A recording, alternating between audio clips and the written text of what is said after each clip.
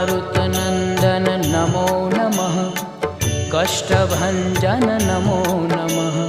असुरनिकन्दन नमो नमः। श्रीरामदूतं नमो नमः।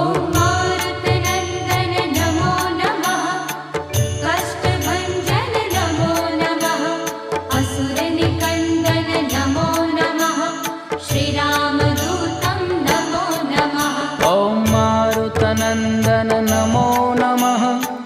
कष्टभञ्जन नमो नमः। असुरनिकन्दन नमो नमः। श्रीरामदूतं नमो नमः।